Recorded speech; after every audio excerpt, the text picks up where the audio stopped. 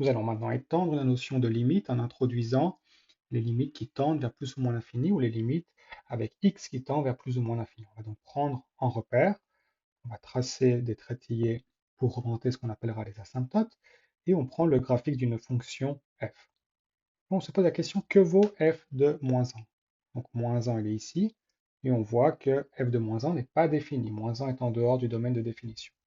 On va donc se poser la question, est-ce que je peux déterminer ce qui se passe autour de moins 1? Est-ce qu'il y a une valeur pour laquelle on se rapproche quand on est proche de moins 1? Ce qui veut dire, que vaut la limite de f de x quand x tend vers moins 1? Si on regarde en moins 1, cela est juste autour de moins 1. Cela va dépendre si on s'approche de la droite ou si on s'approche de la gauche. Rappel, la limite de f de x quand x tend vers a va exister si la limite en a plus et la limite en a moins sont les mêmes, et alors ça sera égal à la limite de f de x quand x tend vers a. Quand j'arrive par la gauche de a ou quand j'arrive par la droite de a, je dois arriver à la même valeur.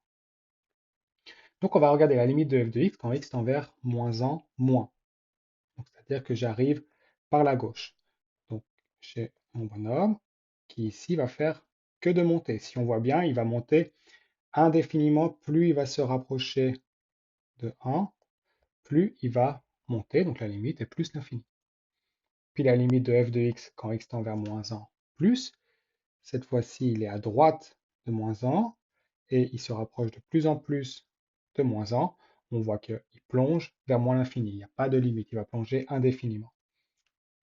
Plus l'infini, moins l'infini, les deux limites sont différentes, on en déduit donc que la limite en x tend vers moins 1 n'existe pas, car selon si on regarde à gauche ou à droite, on n'obtient pas la même valeur. On va regarder maintenant la limite de f de x quand x tend vers 3.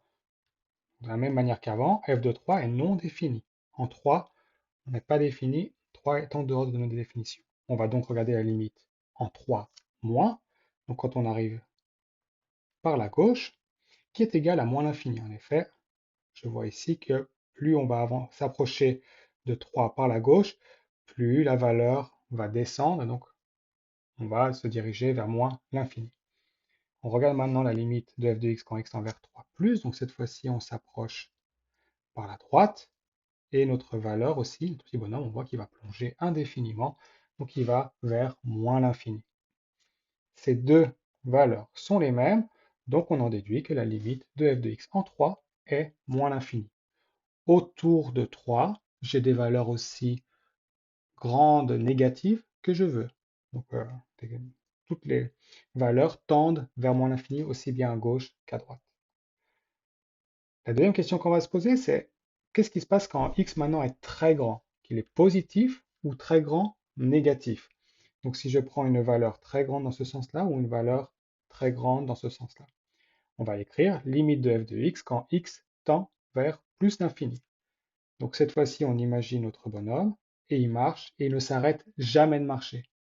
Jusqu'à quelle hauteur va-t-il arriver? Si ça continue dans cette direction, ce qui va être le cas, il n'y aura pas, il n'aura jamais en seuil où il va s'arrêter, il ne cessera jamais de monter, donc on peut dire que la limite de f de x quand x tend vers plus l'infini est plus l'infini. On peut faire le même raisonnement avec la limite de f de x quand x tend vers moins l'infini, donc cette fois-ci on a ici, il se dirige vers moins l'infini qui est tout à gauche. Ici on voit que notre bonhomme, plus il avance, plus il s'approche d'un seuil, d'un plateau qui est à hauteur 2, ce qu'on appellera une asymptote horizontale. Il va avancer de plus en plus. Donc on va dire que plus il va vers moins l'infini, plus il s'approche de la hauteur de 2. Donc on va mettre que la limite en f de x quand x tend vers moins l'infini est 2.